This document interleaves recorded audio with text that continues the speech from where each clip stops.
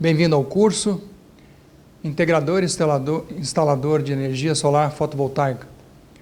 Como o nome do curso indica, esse curso Integrador e Instalador de Energia Solar, vamos apresentar os funcionamentos da tecnologia fotovoltaica, que permite gerar eletricidade diretamente a partir da irradiação vinda do Sol.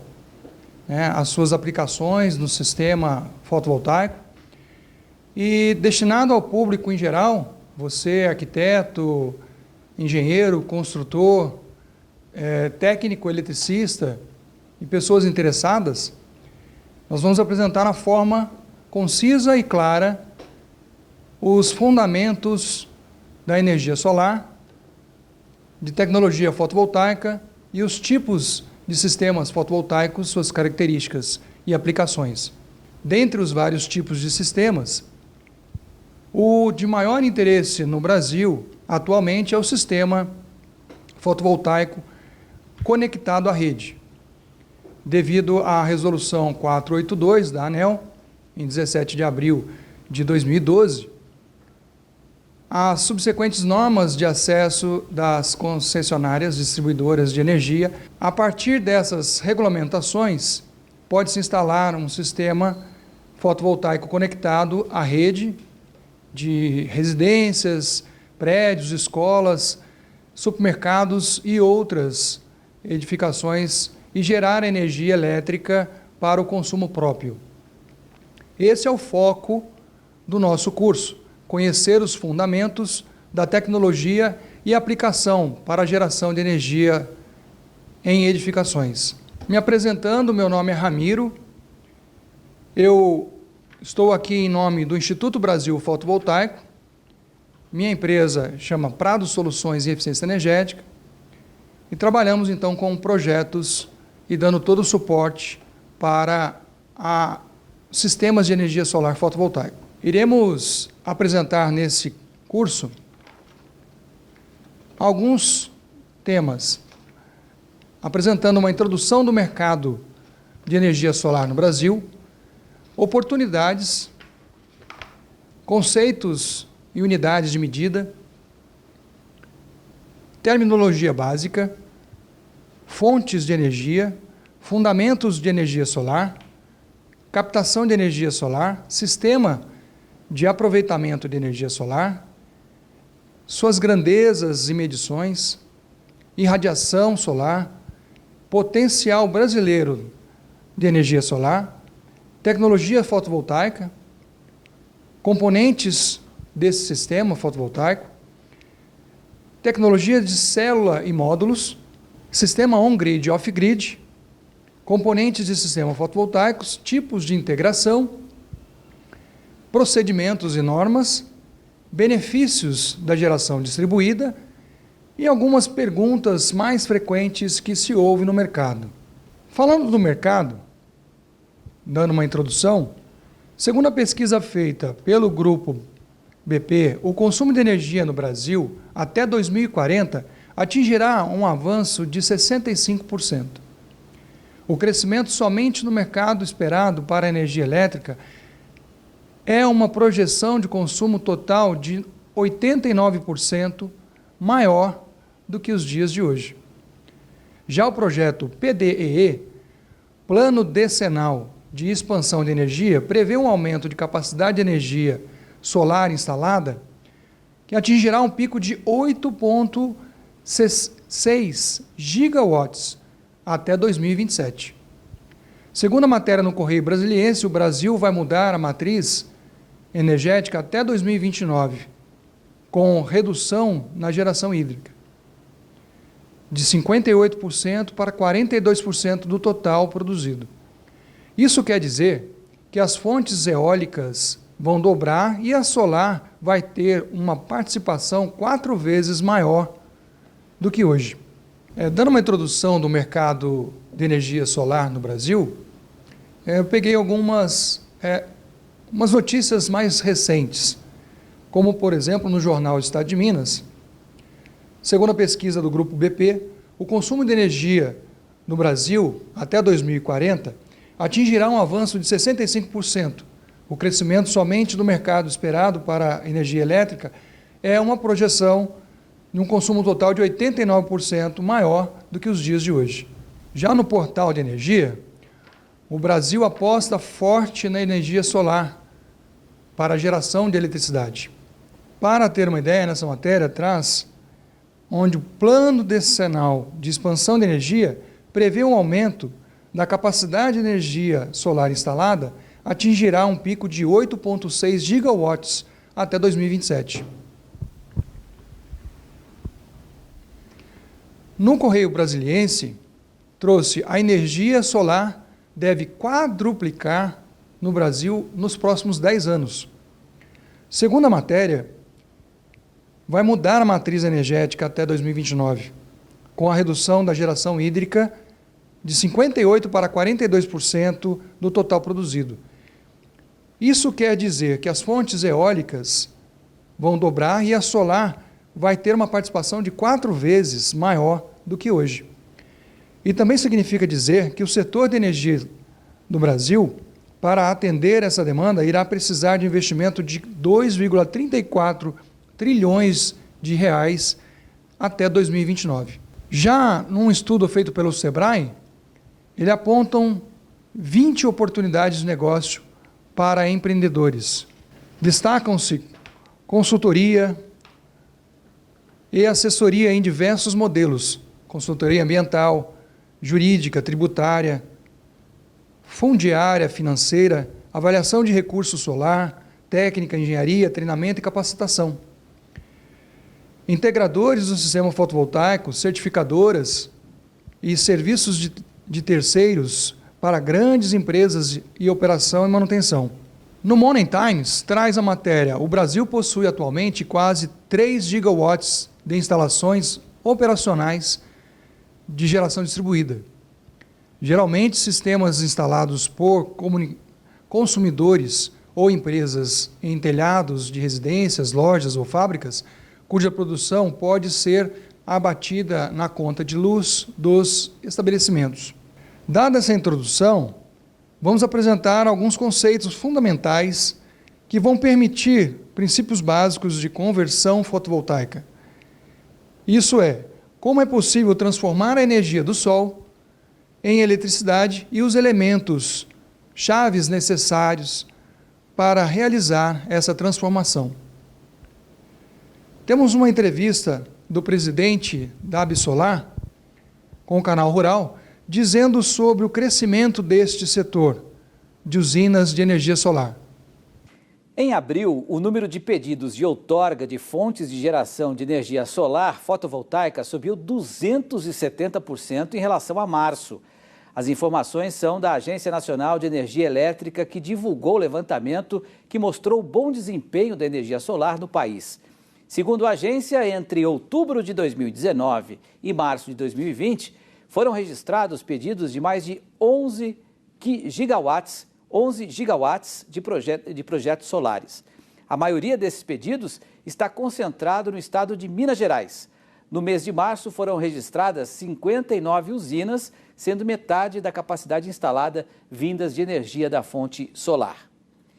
Quem explica os motivos dessa alta da contratação de energia solar é o presidente executivo da Associação Brasileira de Energia Solar, o Rodrigo Sawaia. Rodrigo, boa noite. Eu queria que você falasse um pouco desses ótimos números aí para o setor e quanto que o agronegócio tem de culpa aí, entre aspas, né, desse aumento. Boa noite. Boa noite, Petro. Boa noite a você e a todos que nos assistem aqui no Canal Rural. Primeiro, é um prazer estar aqui com vocês mais uma vez. E essa é uma culpa boa. O segmento rural, o setor rural, de uma forma geral, ele tem aprendido com rapidez que a energia solar fotovoltaica é uma grande oportunidade. De um lado, ela é uma oportunidade para o produtor rural reduzir os seus gastos de energia elétrica, e ela também é uma oportunidade de novos negócios para o produtor rural conseguir uma nova fonte de renda e de receita para suas atividades no campo. Ele já está acostumado a transformar o sol em alimentos para abastecer a cidade. Ele pode também, com essa tecnologia, transformar o sol em energia elétrica para abastecer as suas necessidades e também os consumidores urbanos. Agora, Rodrigo, a gente deu a notícia aqui, né, 270% de crescimento de abril em relação a março, de pedidos de outorga. Mas eu tenho a impressão que esses pedidos foram feitos depois do investimento já realizado alguns meses atrás, provavelmente antes da pandemia, né? Certamente a pandemia deve afetar também esse setor. Como é que vocês trabalham com esse cenário e quais são as alternativas para tentar também sobreviver esse setor numa crise que atinge a todos nós? Esses pedidos de outorga que mostram um crescimento grande, Pet, eles basicamente apresentam para as pessoas uma visão efetivamente do que o setor estava vivenciando antes dessa pandemia pegar a gente todos de surpresa. O momento da pandemia ele veio com duas ondas. Primeiro, o setor sofreu um pouco com os equipamentos, de fornecimento dos equipamentos, porque muitos vinham da Ásia, onde começou a pandemia, mas essa fase já está superada porque as fábricas voltaram a produzir a pleno vapor lá na Ásia.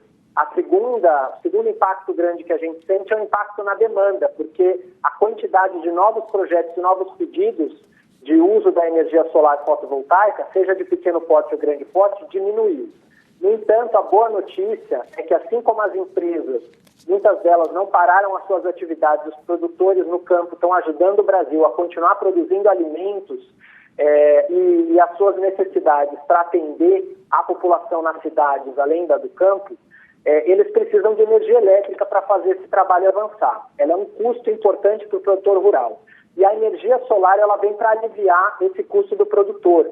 Então, a gente continua vendo projetos que acontecem mesmo nesse período difícil da pandemia, e os produtores rurais podem utilizar essa tecnologia para ajudar a reduzir as suas contas de energia elétrica, para agora e para os próximos anos, né, já que esses sistemas duram 25 anos. Como vocês puderam ver aqui no vídeo, né, pelo presidente da Absolar, um mercado crescente, né, nos agronegócios. Uma outra nota que saiu agora em abril de 2020, a Amerisolar Brasil vai fabricar painéis de energia solar em Minas Gerais. É uma joint venture formada entre a Nova Renováveis e a chinesa Amerisolar, que entrará nos próximos meses em sua segunda fase de operação, instalada desde o início do ano no Aeroporto Internacional de Belo Horizonte, em Minas Gerais. A multinacional passará a produzir painéis fotovoltaicos no Brasil, com a produção massiva para o mercado nacional e com exportação para os Estados Unidos. Entraremos então no conceito de unidades e medidas. A energia solar fotovoltaica é a mais utilizada no mundo para a produção de eletricidade e é o objetivo deste estudo. Células fotovoltaicas convertem energia solar diretamente em eletricidade pelo processo de conversão de luz, fótons, em eletricidade, elétrons, o chamado efeito fotovoltaico, descoberto em 1839. Os módulos fotovoltaicos utilizados hoje em casas e usinas fotovoltaicas são feitos de células solares laminadas em módulos ou filmes que podem ser conectados ou não à rede de distribuição de energia elétrica. Como alguns conceitos de unidades de medida, a gente observa aqui tensão, que é uma unidade em volts, né, que você encontra aí 127 ou 220 volts, corrente, que é a unidade de medida em ampere, né, a sigla A, resistência, que a unidade de medida é ohm, né, e sua sigla. Como cálculos que a gente usa, muitas das vezes, para determinar a voltagem, a resistência ou a corrente, então nós temos aqui algumas fórmulas. Então você tem volt é igual a resistência vezes a corrente. A corrente é igual a volt dividido pela resistência. A resistência é igual a tensão dividido pela corrente. Ok? E a potência, unidades de medida em watts, né? Ou potência igual a tensão vezes a corrente. Energia, que é representada pela letra E, que é igual a potência vezes o tempo, watts vezes hora. A unidade de medida, então, ela é watts hora. Energia igual a potência vezes o tempo. Outra muito comum da gente ver, né, unidade aí dos sistemas solar, é a potência do módulo fotovoltaico, que é em watt-pico, ou potência instalada, que você também pode ter quilowatt-pico ou megawatt-pico, ou simplesmente a potência de inversão, watt. Separei aqui algumas terminologias básicas que são usadas no meio. Energia. O termo energia é atribuído ao cientista inglês Thomas Young, que utilizou pela primeira vez em 1807. Com o significado atual, energia é igual à capacidade de realizar um trabalho. Energias renováveis. São energias existentes na natureza, como o vento, a radiação do sol ou o fluxo da água dos rios, os quais a própria natureza mantém e renova de forma constante e sustentada. Energia solar é uma fonte de energia primária, renovável, sustentável e limpa. Atualmente é considerada como uma fonte alternativa. Radiação solar, forma de transferência de energia advinda do Sol, através da propagação de ondas eletromagnéticas. Módulos fotovoltaicos, é a tecnologia mais utilizada no mundo para gerar energia elétrica a partir de energia solar. Observando o cenário da nossa matriz elétrica brasileira, como podem observar, nas fontes de energia da matriz elétrica brasileira, nós temos uma dependência atual de mais de 60% da fonte hídrica. Com relação às outras fontes da matriz energética, a fotovoltaica ainda tem muito a crescer. Comparada à eólica, que tem 8,6%, a solar nós temos menos de 2% em todo o Brasil. Dados divulgados pela ANEEL, Agência Nacional de Energia Elétrica, apontam que a geração de energia eólica vem crescendo a cada vez mais. A agência também divulgou que a energia, em 2019, a energia fotovoltaica duplicou e a eólica cresceu 20% no mesmo ano, havendo uma queda de geração de energia nas termoelétricas de óleo e carvão, consideradas poluentes. Algumas vezes, nós, quando pensamos em energia do sol, nós temos algumas interpretações. Como já vimos aí nos telhados, temos algumas placas, mas existe uma diferença entre os sistemas de aquecimento e de energia solar. A fonte de calor para aquecimento ou de geração de energia elétrica são diferentes. No sistema de aquecimento solar, o calor é captado pelos coletores solares instalados nos telhados das edificações para aquecer a água. A energia do sol também é utilizada como finalidade para produzir eletricidade pelo efeito fotovoltaico, que consiste na conversão direta da luz do sol em energia elétrica. Trouxemos aqui uma figura que exemplifica a captação de energia solar e como se transforma em energia elétrica. As ondas solares eletromagnéticas, ao incidirem sobre determinados materiais, em vez de transmitir calor, podem originar tensões e correntes elétricas. A energia fotovoltaica é a energia obtida a partir da conversão direta da luz em eletricidade, o efeito fotovoltaico, sendo a célula fotovoltaica, que é um dispositivo fabricado com material semicondutor, silício ou outro material semicondutor, a unidade fundamental desse processo de conversão. Quando a luz solar incide nas células fotovoltaicas, os elétrons do material semicondutor são postos em movimento, gerando eletricidade.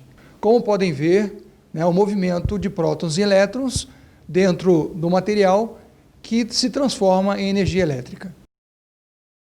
Nesses slides, trouxemos alguns sistemas de aproveitamento de energia solar, como a geração indireta de energia, o calor, concentrador solar térmico, como calhas parabólicas ou disco parabólico, e alta temperatura. Neste outro slide, podemos ver a diferença entre a radiação solar instantânea e a radiação solar integrada. O que quer dizer? A instantânea, ela é potência por metro quadrado. Ela é da irradiação, mas a integrada, ela gera energia por metro quadrado. Isso a gente utiliza para fazer essa medição, um piranômetro, né, que mede a irradiação do local. As unidades de medidas são watts-hora ou quilowatts-hora por metros quadrados, dia ou ano. Entrando nos conceitos de radiação solar, a taxa de energia solar integrada em todo espectro eletromagnético, em uma unidade diária no topo da atmosfera e perpendicular à direção do Sol, a uma distância média entre a Terra e o Sol. Irradiância solar total quer dizer uma constante solar. Porém, a energia varia com a atividade solar e distância entre a Terra e o Sol. Essa irradiância solar total, representada por E, tem um valor de 1.360,8 a mais ou a menos 0,5 watts por metro quadrado. É conhecido como fator de correção de excentricidade da órbita terrestre. Valores obtidos pelo Total Irradiance Monitor. Efeitos da irradiação solar e efeitos fotovoltaicos. A radiação solar é a energia que chega do Sol em forma de ondas eletromagnéticas. A irradiação solar constitui uma medida de potência, energia-tempo, por unidade diária. Portanto, é medido por watts por metro quadrado, ou miliwatts por centímetro quadrado, quando se trata de expressar a irradiância incidente sobre a célula.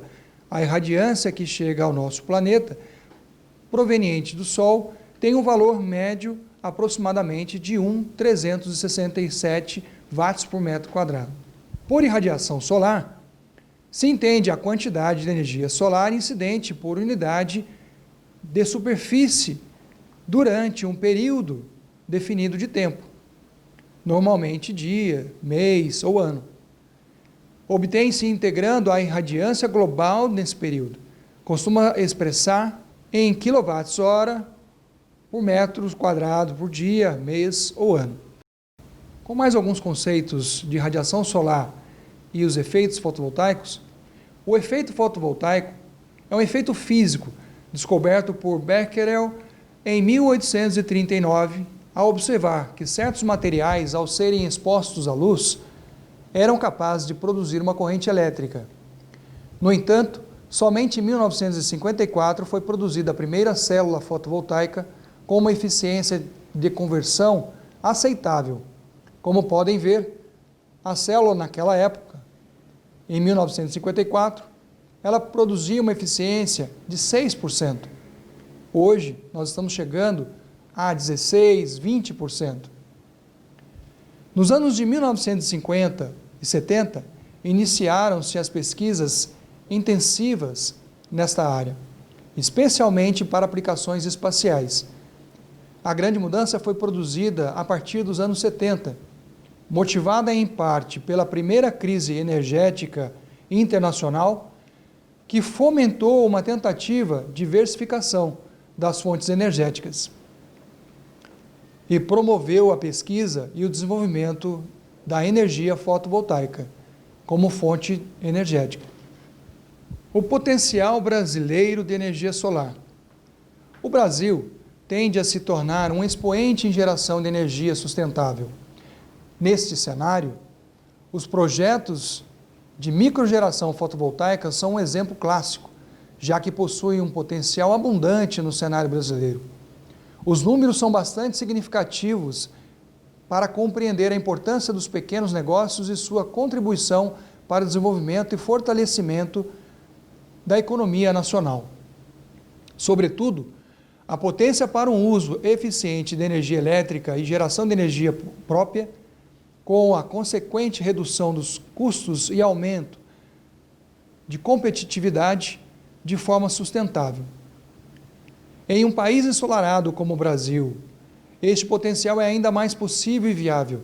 De acordo com as projeções de Bloomberg New Energy Finance de 2016, a energia fotovoltaica representará por volta de 32% da matriz energética brasileira, passando da fonte com menor representatividade na matriz em 2016 para a fonte com a maior representatividade em 2040, com capacidade instalada entre 110 a 126 gigawatt. Passando pelas tecnologias fotovoltaicas, nós temos aqui exemplos de célula fotovoltaica, que é um dispositivo elementar especificamente desenvolvido para realizar a conversão direta da energia solar em energia elétrica. E módulo. Módulo fotovoltaico é a unidade básica formada por um conjunto de células solares interligadas eletricamente e encapsuladas com o objetivo de gerar energia elétrica. Como podem ver na representação esquemática de um modelo fotovoltaico, o triângulo indica o polo positivo. Painel fotovoltaico, também conhecido aí, muito se fala, né, que o pessoal conhece como também placas fotovoltaicas. É um conjunto de módulos fotovoltaicos interligados eletricamente e montados de modo a formar uma única estrutura. Então nós temos a junção de placas para se formar o sistema, que chamamos de arranjo. Então nós temos essas definições: células, modos, painel ou placas e arranjos. Na tecnologia fotovoltaica, nós temos o uso do silício cristalino. Lâminas de silício com espessura de 0,15 milímetros.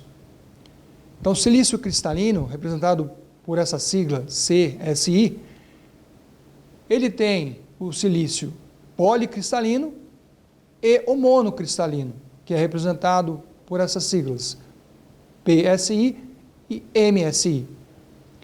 Cerca de 80% da produção mundial de módulos é baseado no silício cristalino, nesses dois que eu citei, policristalino e monocristalino.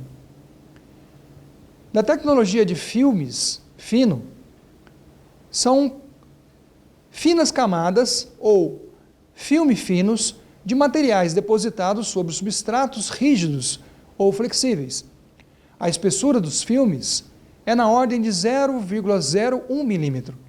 Como filme finos, nós temos vários exemplos, usando silício amorfo, telureto de cádmio, diseleneto de cobre, índio e galho, células solares fotovoltaicas orgânicas, conhecidos como OPV, silício micromorfo.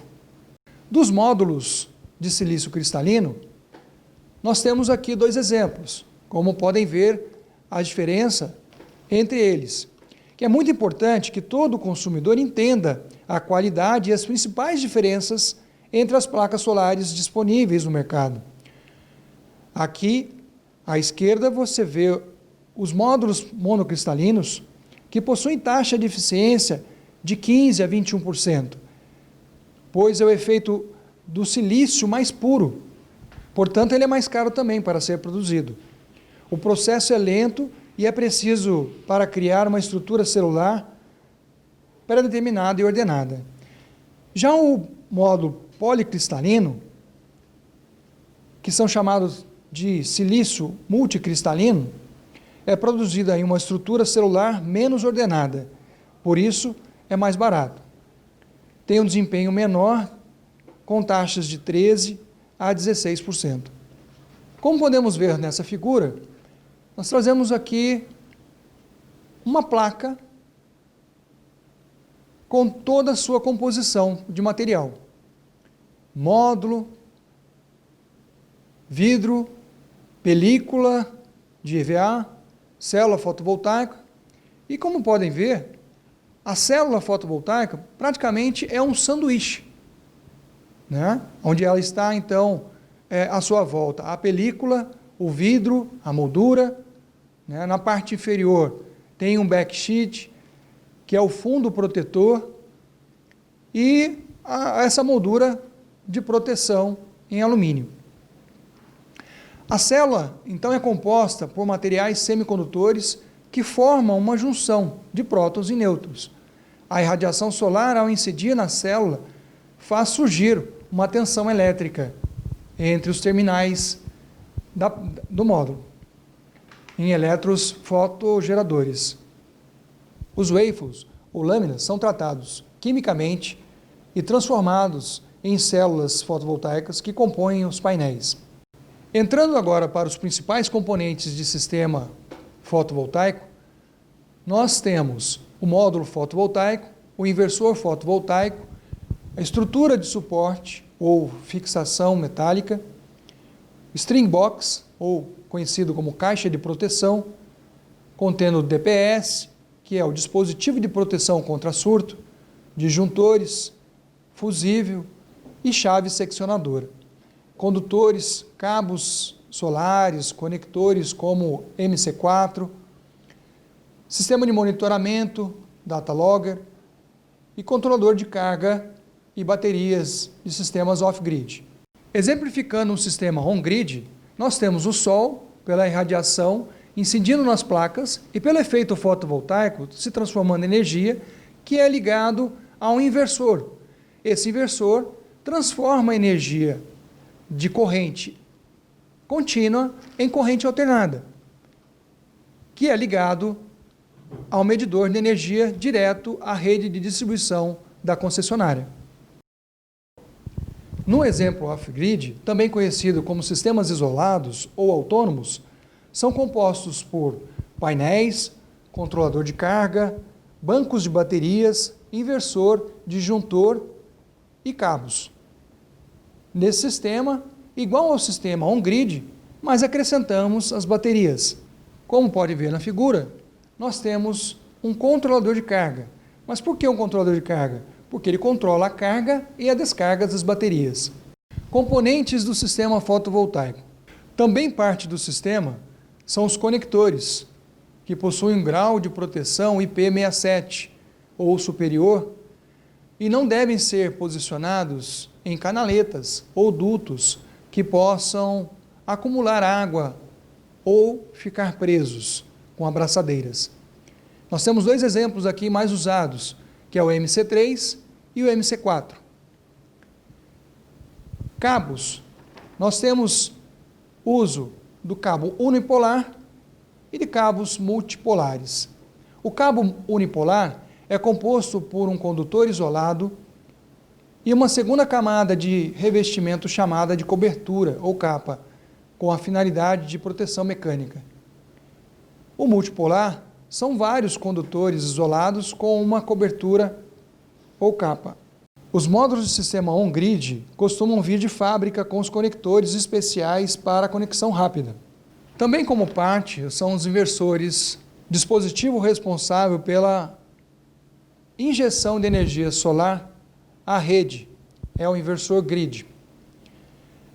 Devido ao alto grau de sofisticação, os inversores grid não são compatíveis aos inversores autônomos.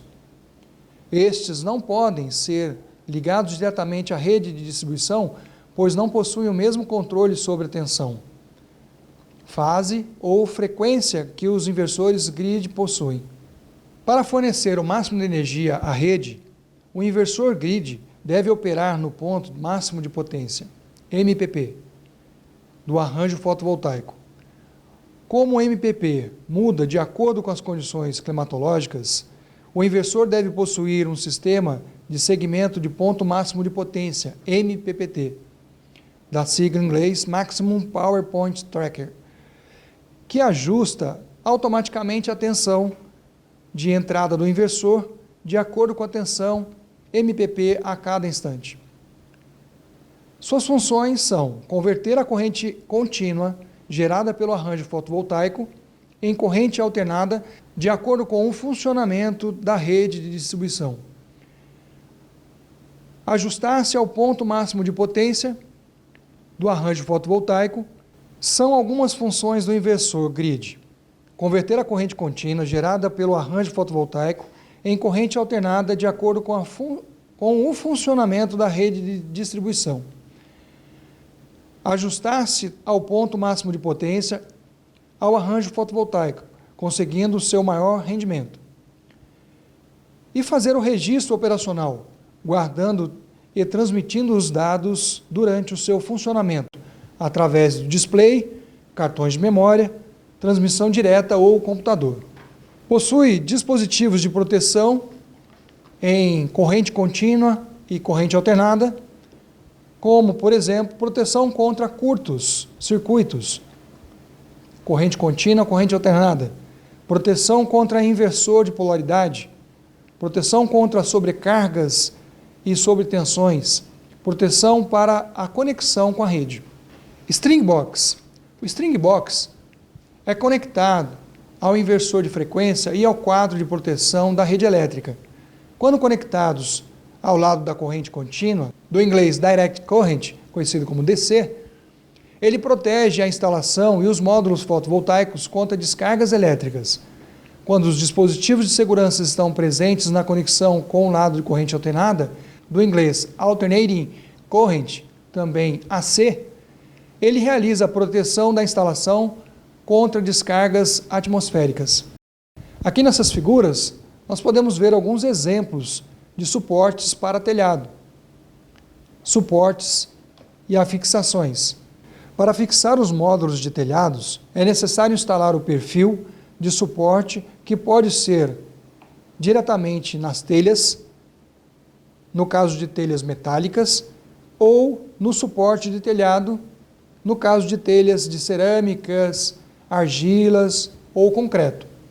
Em todos os casos, deve-se ter em especial cuidado a impermeabilização, tanto pelo sistema fotovoltaico quanto pela própria edificação. As presilhas são dispositivos para receber o perfil de suporte que será dimensionado e posicionado de acordo com os módulos que compõem o painel fotovoltaico. O que prende os módulos ao perfil do suporte são as presilhas rosqueadas, que são adaptáveis à grande maioria dos módulos, tanto os standards quanto o non-standard, desde que sejam moldurados e a sua moldura esteja dentro dos padrões, com espessura de 3 a 4,5 centímetros.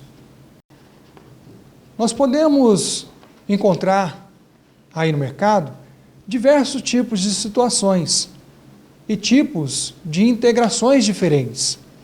Aqui exemplifica alguns tipos, como galpões, envidraçamentos suspensos, aberturas de fachadas, como os brises. Para uma boa integração, devemos considerar alguns fatores importantes.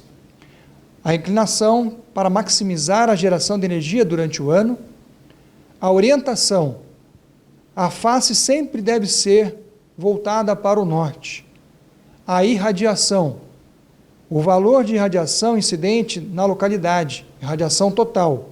Levamos também em consideração o tipo de edificação, se ela é residencial ou é comercial. Aspectos arquitetônicos, a área disponível e a tecnologia a ser usada para a montagem. Lembrando que para realizar uma boa instalação, é importante conhecer todos esses fatores. Dentre os assuntos que vimos até agora, da introdução do mercado de energia solar no Brasil, oportunidades, conceitos, unidades de medida, terminologia básica, fontes de energia, fundamentos de energia solar, captação de energia solar, sistemas de aproveitamento de energia solar, suas grandezas, medições, a irradiação, como ela funciona, o potencial brasileiro de energia solar, algumas terminologias, os componentes fotovoltaicos que fazem parte do sistema, A diferença entre os sistemas on-grid e off-grid, componentes desse sistema, tipos de integração, fatores importantes para você, integrador e instalador, observar durante o seu projeto. Nós separamos também alguns procedimentos e normas, como muito importante na hora de analisar o seu sistema, na hora de analisar o seu projeto. Ter o conhecimento do consumo de energia da localidade. Ter o cálculo de irradiação solar média. Isso você pode baixar diretamente no site. Ter conhecimento da tecnologia do equipamento fotovoltaico. Observar toda a especificação no datasheet do equipamento. Ter conhecimento da localidade da integração. Todos esses aspectos de integração do sistema. Ter todas as ferramentas padrões recomendadas, necessárias. Fazer o dimensionamento adequado do sistema. E ter conhecimento dos tipos de estruturas e suas diferenças. E normas e legislações aplicadas. Das normas aplicadas, a mais importante é a Resolução Normativa da ANEEL 482, de abril de 2012, onde estabelece as condições gerais de acesso de microgeração e mini geração distribuída de energia elétrica e o sistema de compensação de energia. O que é microgeração distribuída? É uma central geradora de energia elétrica com potência instalada menor ou igual a 100 kW e que utilize fontes com base de energia hidráulica, solar ou eólica, biomassa ou cogeração conectada na rede por meio de instalações de unidades consumidoras. O que é mini geração distribuída? É uma central geradora de energia elétrica com potência instalada superior a 100 kW e menor ou igual a 1 MW, para fontes com base em energia hidráulica, solar, eólica, biomassa ou cogeração conectada à rede de distribuição por meio de instalações de unidades consumidoras. E o que é um sistema de compensação de energia elétrica? É um sistema no qual a energia ativa gerada por uma unidade consumidora, com microgeração ou mini geração distribuída, compense o consumo de energia por um medidor bidirecional. Outra resolução importante é a 687, de 2015. Ela traz alteração à Resolução Normativa 482, dos procedimentos de distribuição, o PRODIST. Para entendermos ainda mais esse mercado de geração de energia solar fotovoltaica, eu listei aqui alguns benefícios da geração distribuída. Primeiro, apresenta grande regularidade no fornecimento de eletricidade. Segundo, pode ser empregada em todo o território brasileiro, uma vez que todas as regiões do país possuem elevadas taxas de radiação solar. Terceiro, postergação de investimentos em expansão no sistema de distribuição e transmissão. Outro, tem uma garantia de abastecimento de eletricidade. Tem agilidade ao atendimento à demanda. Tem baixo impacto ambiental. Ela é totalmente renovável. Pode ser usada em áreas remotas onde não existe energia. Fácil de instalar, comparado a muitos outros sistemas, principalmente aos outros da nossa matriz hoje conhecido. Todos esses fatores são contribuintes e trazem como benefício para a nossa geração distribuída. Agora trouxe algumas respostas para algumas perguntas mais frequentes que costumamos ouvir no meio da energia solar. A primeira: em dias nublados, as placas solares funcionam? Sim, a radiação se dá em diversas formas, e mesmo em nuvens, as placas conseguem captar a irradiação vinda do Sol. Segundo, E quanto tempo se tem o retorno do investimento da energia solar? Em condições favoráveis, temos o retorno do investimento da energia solar, ou conhecido também como payback, de entre 4 a 7 anos. Terceiro, as placas solares precisam de manutenção? As placas solares exigem pouca manutenção, basicamente limpeza semestral das placas com água para a retirada de possíveis impurezas. Quarto, quanto tempo leva para a instalação das placas solares? Depende do porte do projeto do sistema de energia solar fotovoltaico a ser instalado. Em média, uma casa leva em torno de 2 a 5 dias. 5. O aquecimento da água pode ser feito por energia solar? O sistema de energia solar gera eletricidade. Então, sim, pode aquecer água através de um chuveiro elétrico. 6. A energia solar pode ser instalada em qualquer tipo de residência? Sim, é necessário que haja uma área mínima do telhado ou da área onde será instalado. 7. Quem pode usar a energia solar fotovoltaica? A energia elétrica fotovoltaica tem as mesmas utilidades de energia proveniente das concessionárias. Sendo assim, ela atende tanto os usuários de residências, comércios e indústrias. Com as instalações de painéis de energia solar fotovoltaica, cada propriedade se transforma em uma micro-usina de geração de energia. Ou seja, o usuário deixa de ser apenas um consumidor e passa a ser um autoprodutor da energia elétrica. 8. Com energia solar fotovoltaica, é possível utilizar todos os aparelhos elétricos comuns? Sim, a energia solar fotovoltaica tem os mesmos usos de energia elétrica da concessionária, ou energia elétrica convencional, que vocês estão acostumados. O sistema é conectado à rede elétrica, assim todos os equipamentos que você usa na sua casa, na sua empresa ou indústria, continuam funcionando da mesma forma. Todo o projeto é dimensionado frente ao consumo de cada estabelecimento, seja ele residencial, comercial ou industrial. 9. A energia fotovoltaica no telhado faz barulho? Não. As placas de energia solar fotovoltaica não geram nenhum tipo de barulho. 10. Depois de instalado a energia solar, como fica a minha conta? Com o sistema on-grid, ou seja, conectado à rede, ainda continua vinculado à concessionária. Portanto, há uma tarifa mínima a ser paga, que está diretamente relacionado ao tipo de sistema contratado.